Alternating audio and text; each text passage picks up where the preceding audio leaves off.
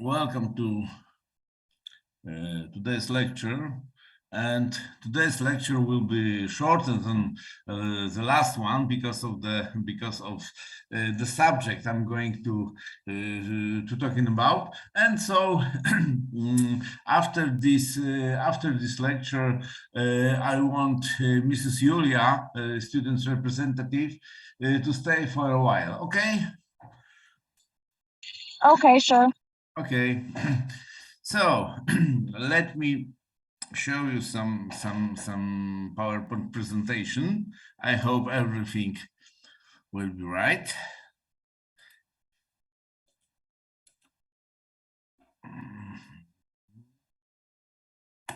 Huh?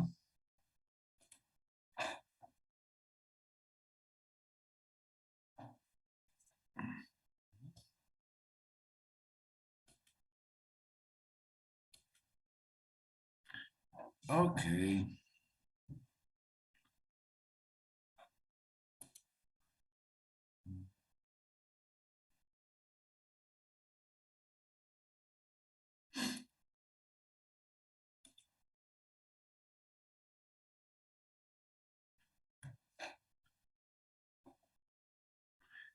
Okay, so I hope every one of you can see this presentation. And how about the slide changes?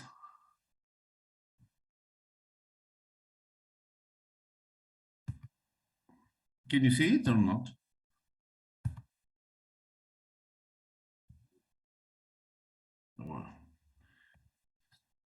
Okay, just a moment.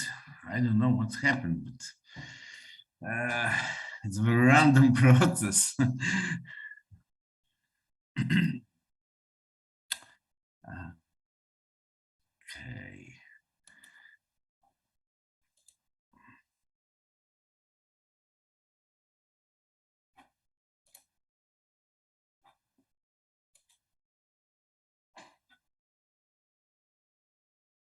Yes.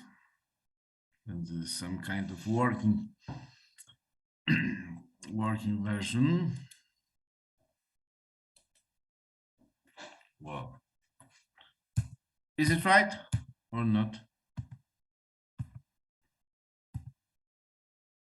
Still nothing. Jesus Christ. Well.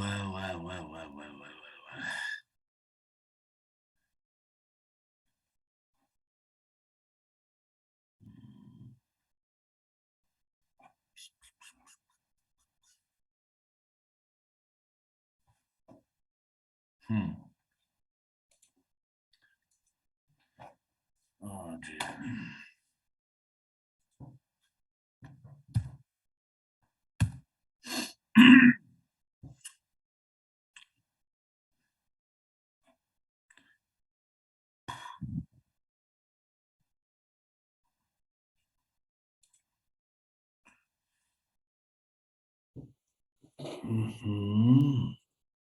Let's try again.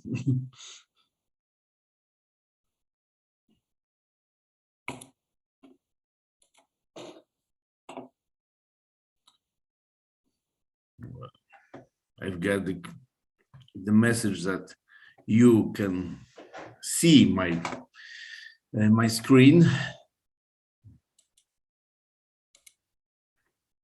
and how about this? It works or not? Jesus Christ, I don't know what's going on. Well, maybe you can help me because I do what I'm doing normally with presentations, but I don't have this.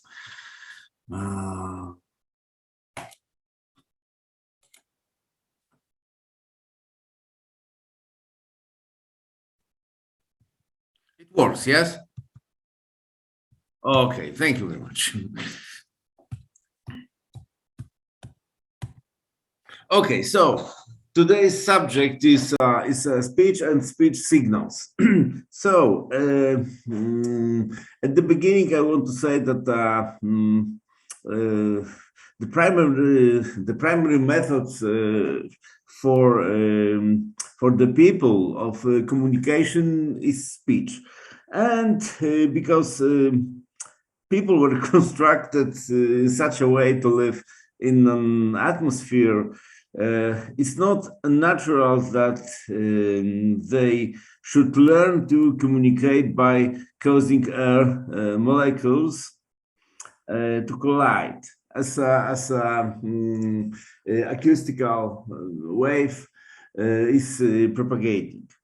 So, in sustaining longitudinal vibrations, the atmosphere provides a medium, and at the acoustic level, speech signals consist of rapid and significantly erratic fluctuations in air pressure.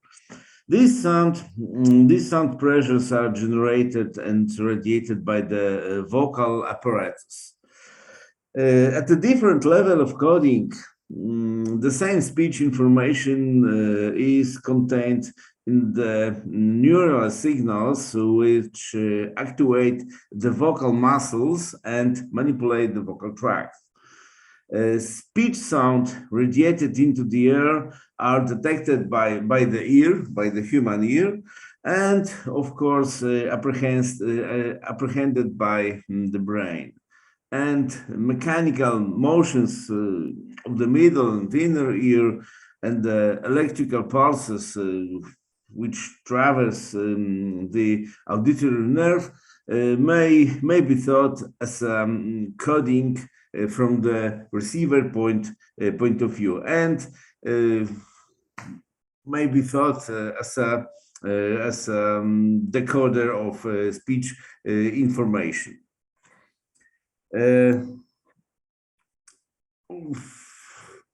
The speech is the acoustic end product of voluntarily formalized motions of the respiratory and masticatory apparatus. It's a motor behavior which must be learned, of course. It's developed, controlled, and maintained by the acoustic feedback of the hearing mechanism and by the kinesthetic feedback of the speech musculature. Information from these senses is organized and coordinated by the central nervous system and used to direct the speech function. So it's commonly known that impairment of control mechanism or in some hearing mechanism can degrade the performance of the vocal apparatus. Most of us are aware of the difficulties that partially or totally deaf persons have in producing adequate speech. Even more familiar are the temporary difficulties in articulation experienced after the some dentist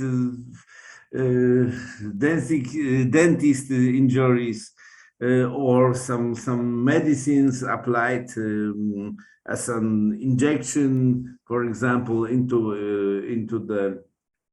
the mouth or into the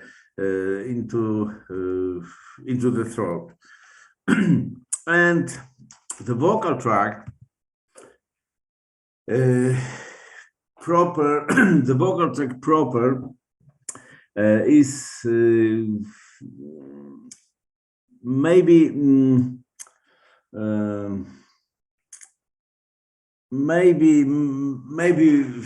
modeled as an acoustical tube which is non-uniform in cross-sectional area. It's terminated by the lips at the one end, and of course by the vocal cord and constriction at the mouth of the trachea. On the other hand, I mean here in this place.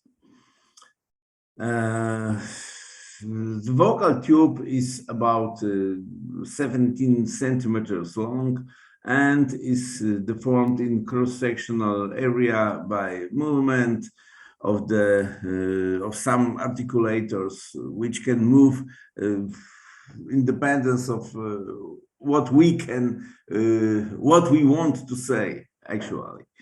And the moving part of our vocal mechanism is, of course, the tongue, the mouth, and the end of soft palate, which is known as a velum. Acoustic coupling between the nasal chamber, nasal cavity, as well as the vocal tract or oral cavity, is controlled by the size of the opening at the end of soft palate, as I said, velum. It is some anatomic name, and in this case, the velum is shown as a widely open. But in some cases, this end of soft palate goes to be vertical, and the gap between nasal cavity and the throat or the oral cavity is could be closed. So the sound may be radiated from the mouth as well as from the nostrils. In general, nasal coupling can substantially influence the character of sound radiated from the mouth. And for the production of non-nasal sounds, the velum is drawn tightly up and effectively seals off the entrance to the nasal cavity. You know, when you have some flu and you have some nose closed by some infection, you can notice the changes in your voice, in the color of your voice. Because of the lack of this nasal cavity as a resonance. So the voiced sounds of speech are produced mainly by vibratory action of the vocal cords here in larynx. And in this picture, you can see the cutaway view of a human larynx. The vocal cords are presented here as these black parts of this picture, and the total view or the overall view of the vocal cords are presented in these pictures on the right.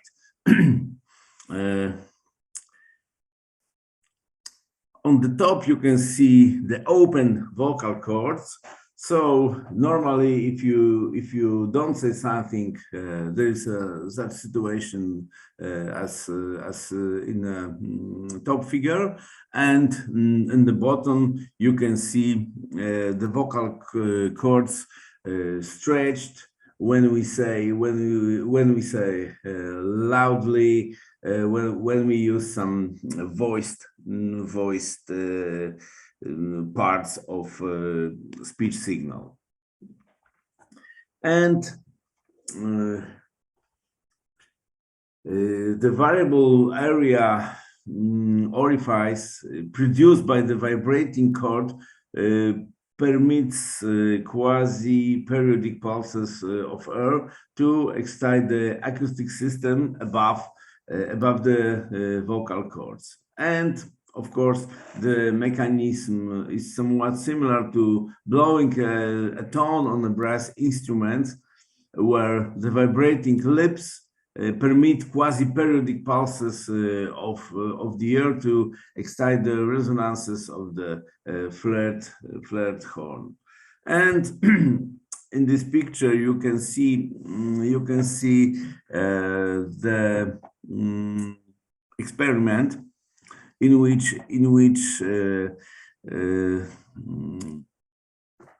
the behavior of vocal cords are recorded with a set of mirrors and with some high-speed motion picture camera.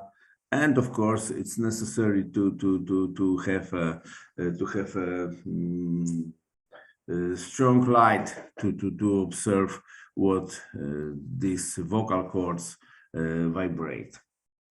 For a normal voice, the waveform of the vocal cords are triangular in shape. So we can say that this triangular waveform causes the fact that higher frequency components decreases in amplitude at about 12 decibels per octave. And of course, every organ, moving organ in human voice vocal apparatus can move, and in this animated movie you can see how about the mouth as well as a tongue in a cross section. As you can see, the last part of the soft palate, I mean the velum, is slightly moving, and in this case, it may be some airflow between the nasal cavities and the throat or the oral cavities. And of course, the teeth are, the upper teeth are non-movable, and we can use for moving and for articulation the lower part of the teeth. And let me tell you a few words about some important classification of parts of speech elements. Of course, I want to say also that another source of vocal excitation,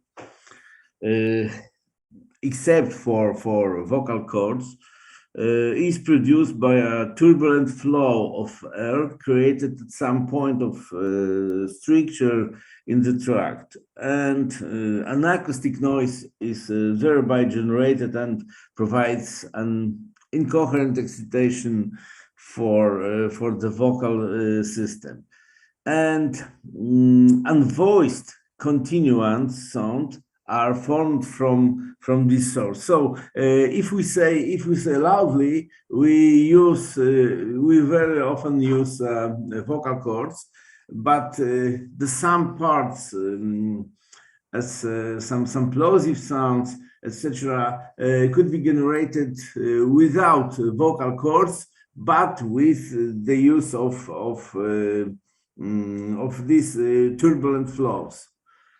And a third source of excitation is created by a pressure build up at some point of closure. and abrupt release of this pressure provides a transient excitation of the vocal tract. For example, some as I said, some plosive sound, as a P, B, etc.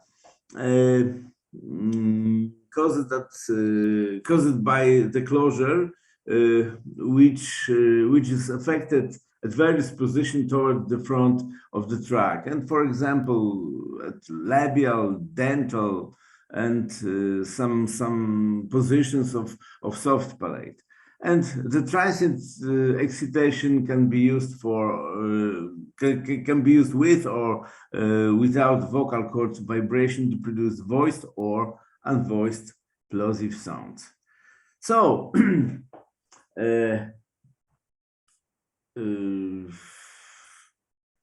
the basic linguistic element is called a phoneme. And this is the meaning of this phoneme is equal to 0. I mean that phoneme means nothing, but two phonemes getting together may create some words and some meaning. And as I said previously, so let me tell you a few words about the classification of speech sound from the mechanism of speech production point of view. The first large group of elements which are used for speech is vowels, and the vowel sounds are normally produced exclusively by vocal cord. And if vocal cords excited the track, so independence of the shape of the cavities, first of all the oral cavity, we can say various vowels. And as you can see in this picture, the examples of profiles for vowel E, as in the words if, E as in the word it, E as when we talk meet the word, A as a father, or obi, or U as a boot. And the vowels are characterized by negligible nasal coupling by and radiation from this part of element goes mainly through the mouth. So the nasal cavity works only as a resonator. And except for vowels, we can distinguish also many kinds of consonants. The first group is called fricative consonants, and these consonants are mainly produced from an incoherent noise excitation of the vocal tract. And the noise is generated by turbulent airflow flow at some point of constriction, and common constrictions for producing fricative consonants are formed by the tongue behind the teeth, the upper teeth, or the lower lip. The tone against the hard or soft palate also. And radiation of fricative consonants always occur from the mouth. And as you can see in this picture, you can notice that the vocal tract profiles are different for various consonants. In this case, fricative consonants. Another group is so-called stop consonants, and to produce these sounds, a complete closure is formed at some point in the vocal tract. So the lungs build up the pressure behind this occlusion, and the pressure is suddenly released by an abrupt motion of the articulators. So if you say such consonants as a P, T, B, D, G, or Ki, you can notice that we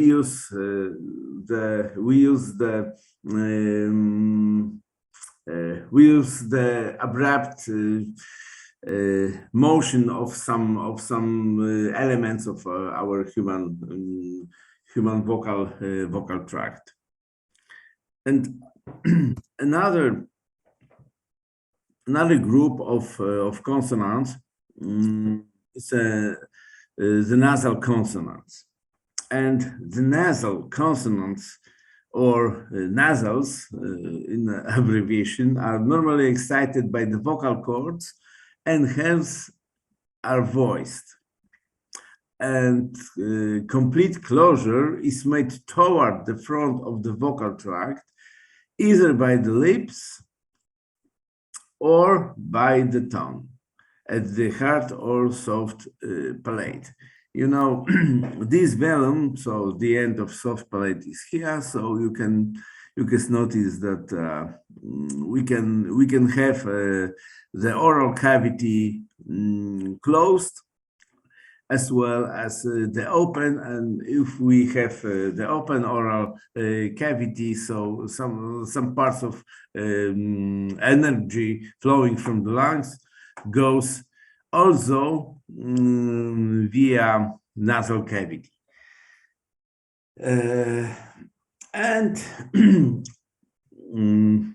most of the sound radiation takes place at the nostrils, and only a small part of energy flows out through the lips. And these nasal consonants, the main feature is that we say such consonant with close or something like near to close oral cavity. And the last group of the speech elements are so-called glides and semivowels. These two small groups contain sounds that greatly resemble vowels, and these are the glides as V or G, oh, G, Y in this case, if you say we, or if you say you. and semivowels as R or L. Both groups, or both kinds, are characterized by voiced excitation of the tract, no effective nasal coupling, and sound radiation from the mouth. And glides are dynamic sounds, invariably precede a vowel and exhibit movement toward the vowel.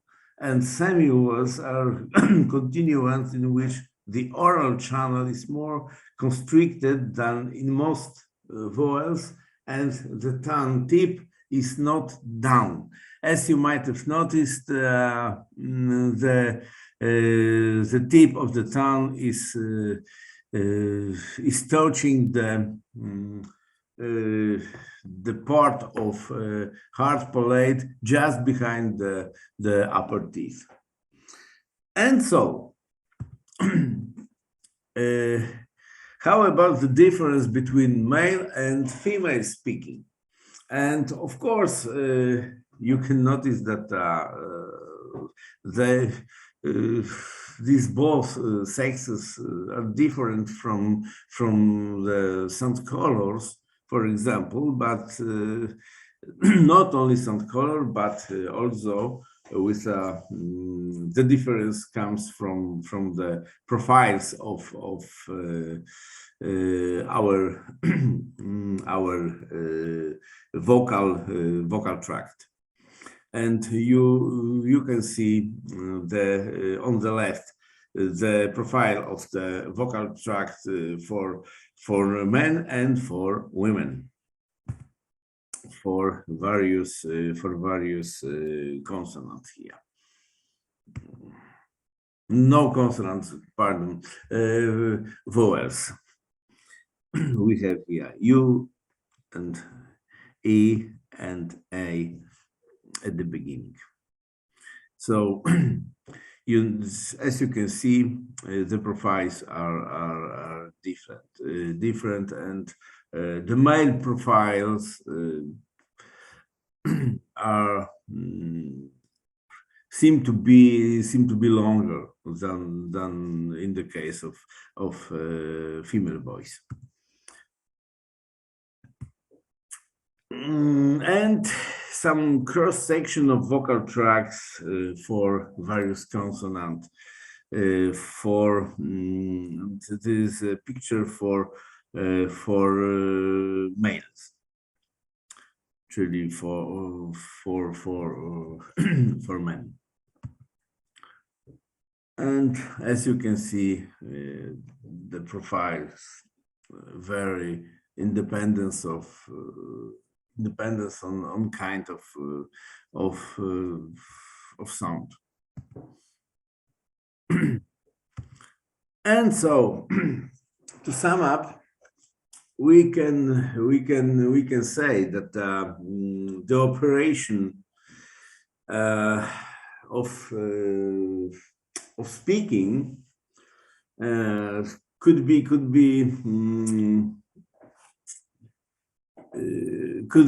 be assumed as in this way. So the lungs and associated respiratory muscles are the vocal power supply, and these muscles, as well as the lungs, deliver the air to the upper part of the human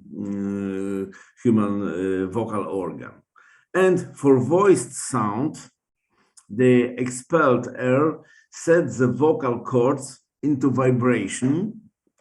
Here we have here vocal cords as a relaxation oscillator, and the air stream is modulated into discrete puffs of pulses. And unvoiced sound, either by passing the air stream through a constriction further forward in the tract, or by making a complete closure, building up pressure behind the closure and abruptly releasing. And in general, some 7 major regions figure prominently in speech production. And these regions are the relatively long cavity formed at the lower back of the throat in the pharynx region. This is a pharynx cavity. The second, the narrow passage at the place where the tongue is humped. So it's here.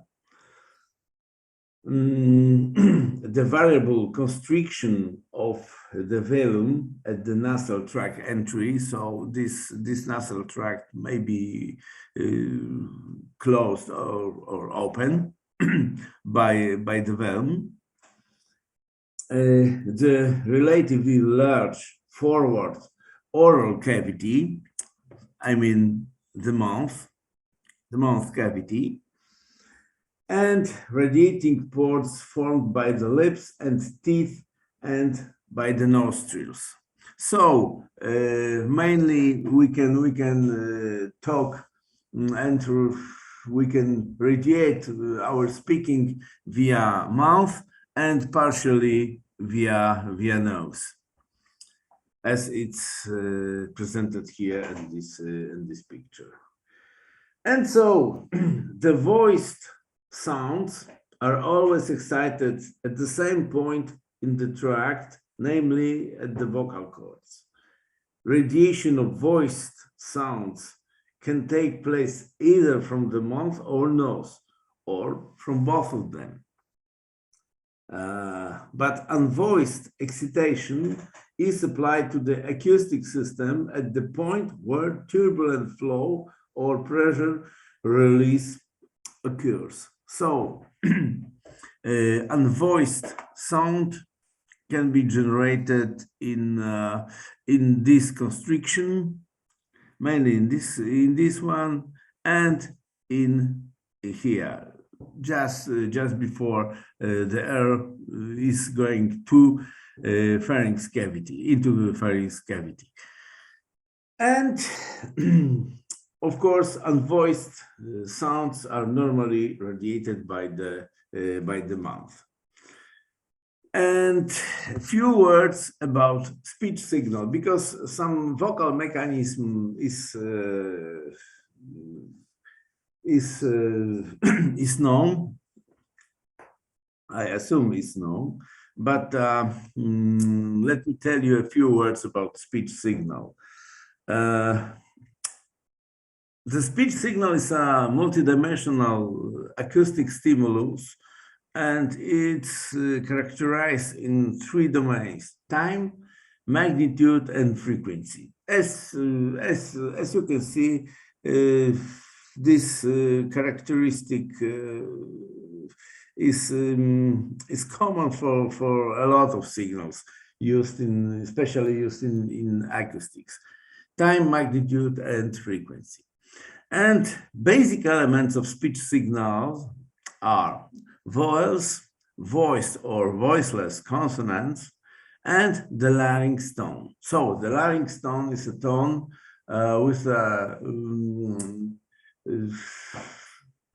with some kind of triangular shape of the wave, and voiced and voiceless consonants depends. The spectrum or the time structure depends mainly on the character of these consonants, as well as vowels. And such representation, I mean time, magnitude, and frequency, which reflects the speech signal, is called a spectrogram. And the sound without particular meaning, but allowing to change the meaning of the word, is called as phoneme. For example, two phonemes. We have one is ma, and the second one will be, for example, different, because we can say, for example, ma there. We have two phonemes. First of all, it's ma, and the second one is there. So mother, and for example,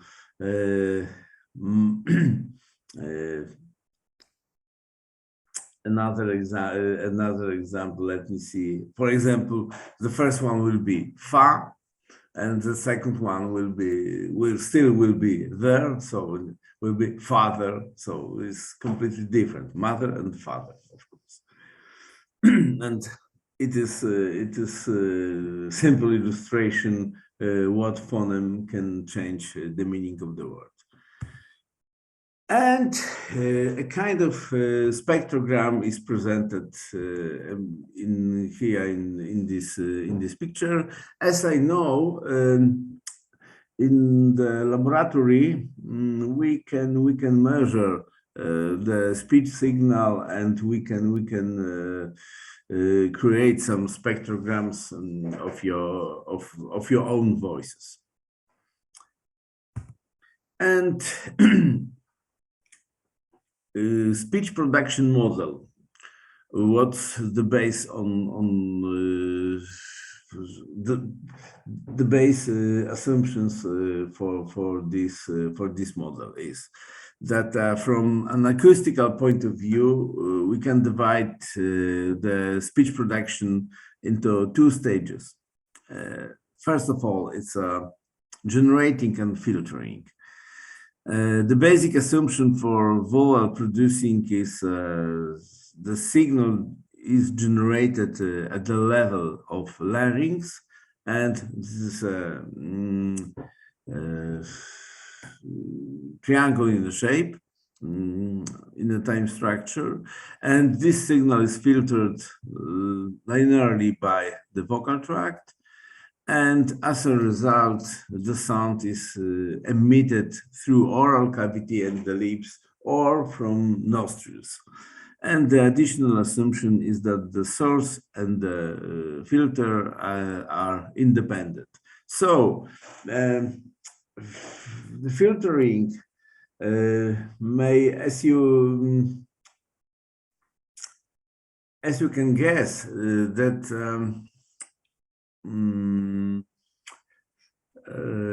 the generator as the larynx tone has the same frequency or the same almost the same magnitude. But filtering acts in dependence on what we want to say and what expression we can contain in our speaking. And so from this point of view, this assumption that the source and the filters are independent. So the parameters of the filter can vary in the time, but the source, I mean the larynx tone, is almost the same. And the spectrum of this spectrum of vowel is an example that source spectrum is something like this one at the bottom picture. So the vocal tract resonance is shaping like this one, and if we can if we do multiplication or convolution between the spectrum, between the signal, source signal, and the resonance of the vocal tract, we can obtain something like this one. So we can obtain the spectrum for a particular part of the speech segment. If we divide the speech signal into the small parts, or I mean 1/10 of the second, for example. And the time structure of this picture, this speech signal, is presented here. In this picture, we can see that this time structure is complicated and dependent on the particular vowel or consonant spoken at the moment. It is a time structure for the word serce. Serce in Polish, but in English it is the heart. And if I say serce, so my time structure will be something like this presented in this picture. And if we focus on the speech signal fragment, we can distinguish some envelope of energy some impulse response on the vocal tract. And in this case, this time period between two maximum of this time structure is it is a representation of the pitch, and it is a basic frequency of usually it is a basic frequency of a larynx tone. Formants. What's that?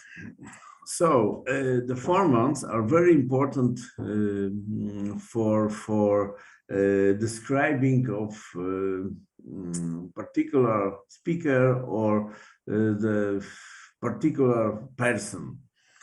And formants are the resonances caused by some resonators of human body, nose cavity, oral cavity.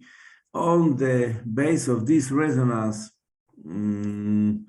maximal energy, one can distinguish the particular phoneme and the words containing few phonemes. And of course, we can distinguish some person as well as some voices. And we can use some formant analysis in some criminal investigation, for example. And the spectrum of voiced consonant, by the way, formants are very useful for analysis of the speech, but it's very characteristic for vowels. But for consonant, the situation is different, and it's not so easy because during speaking some consonant voices, we have some turbulent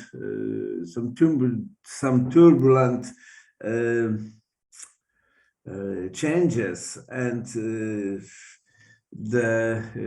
if we use some parameter of the filter which can easily describe the vowels, so in the case of consonant, these parameters can change rapidly. So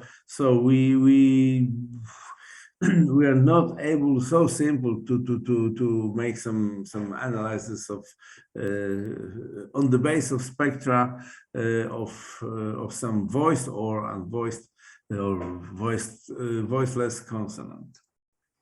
So an example is given in this picture, and these parameters can vary in time, and as we can produce a lot of words in any time, so in every time period we can record, or we can obtain, if we analyze the voice only from the spectrum point of view, a lot of spectra, and this set of spectra may be useless, but may be useful, but it's useful only with accompanying time structure. But except for but without the accompanying time structure, the only spectra as a measure of the voice due to consonants are mostly useless. And example of spectra for vowels are presented here in this slide. I mean, if we say beat, we have relative higher harmonics, higher components, boosted in comparison to for example, u in the words boot, and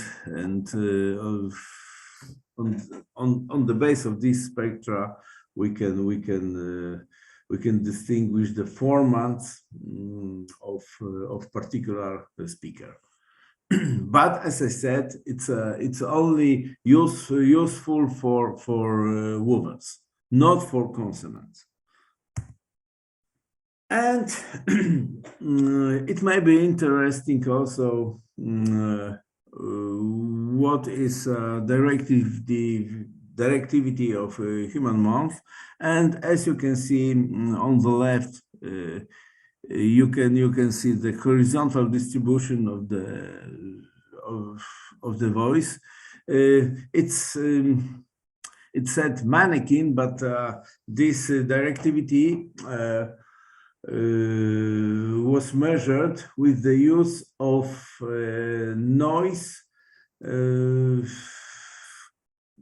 and this noise was played via the mouth of the mannequin. So it's a very similar situation as for normal speakers. As you can see in a real life, if you want to say to somebody, we just very often we turn to this person and we can say directly to the interlocutor, and so we can speak to each other, but with turn into between the person, of course. And on the right, you can see the vertical distribution of the human mouth. And so the difference is that from behind of the head, because it symbolized the head, we have a very characteristic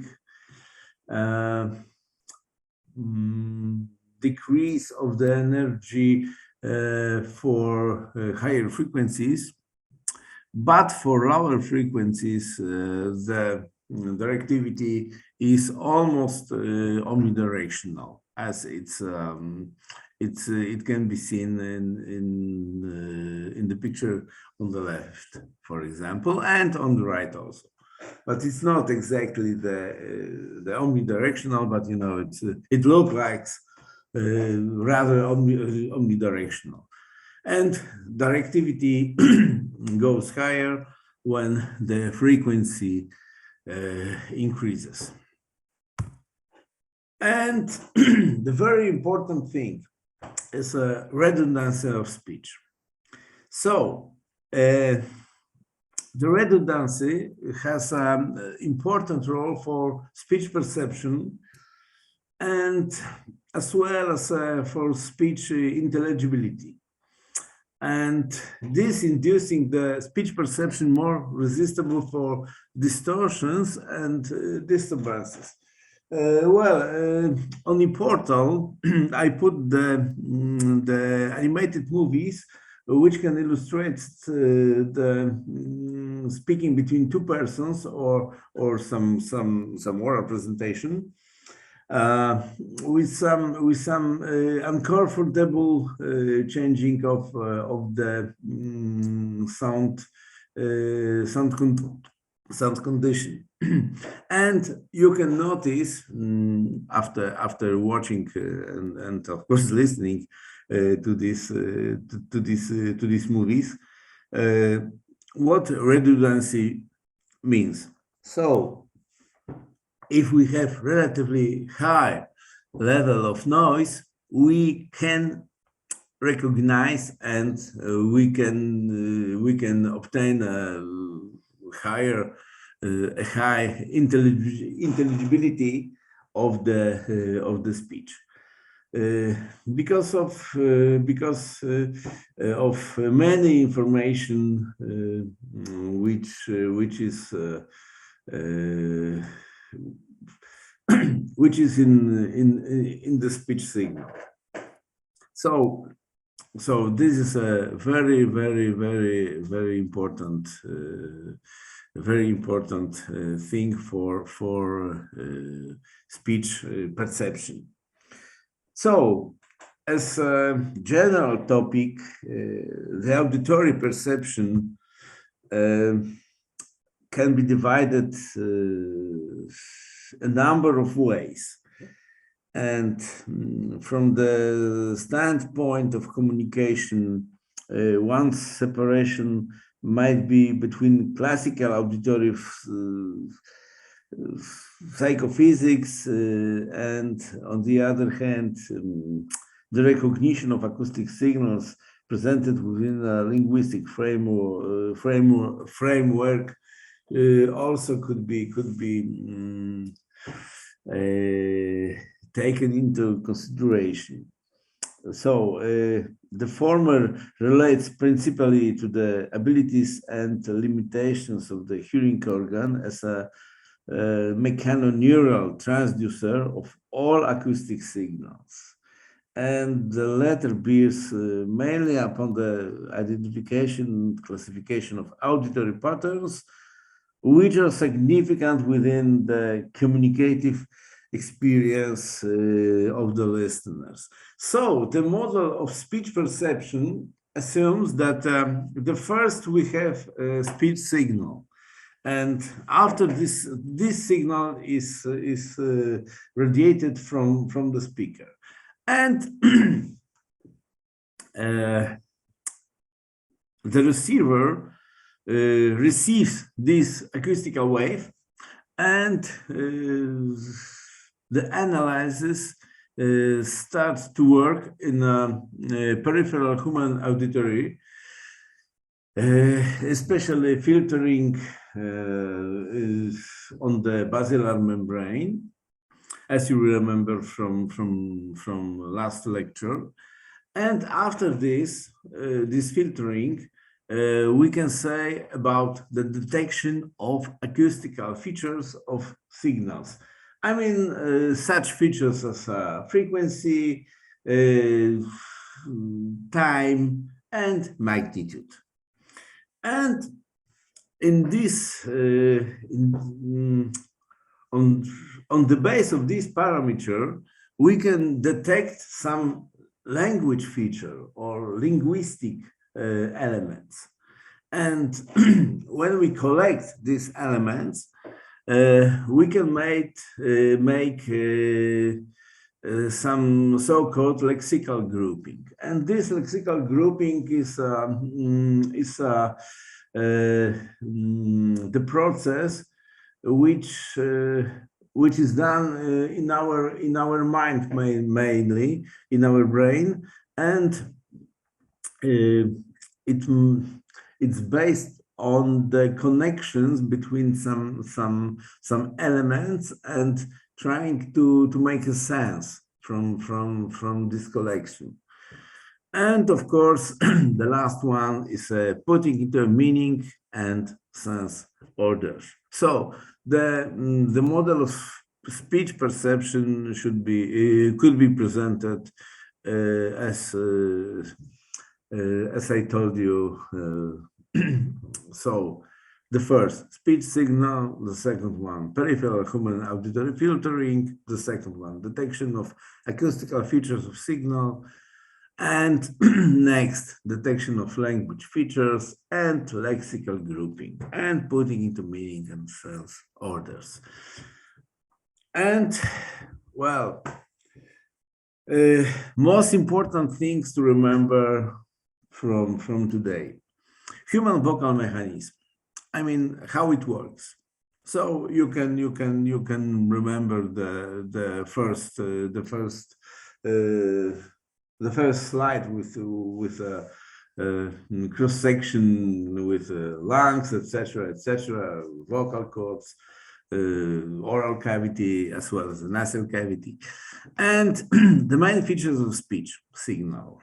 I mean, what's the spectrogram, what is the formants, and what's speech redundancy. And you know, from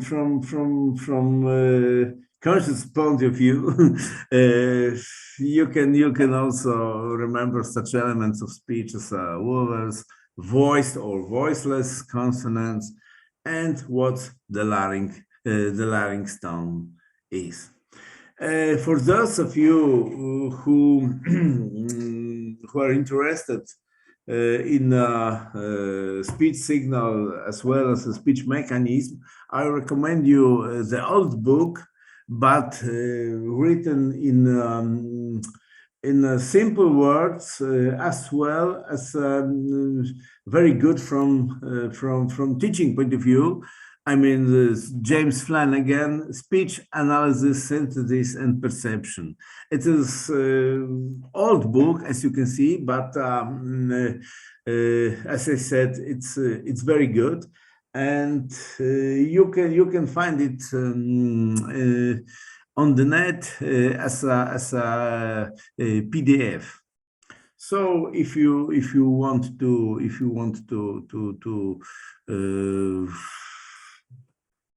get more knowledge than this basic one from today's lecture, so please find this book and try to read, and of course try to remember everything from this one. Okay, thank you very much for the attention here. And so I think that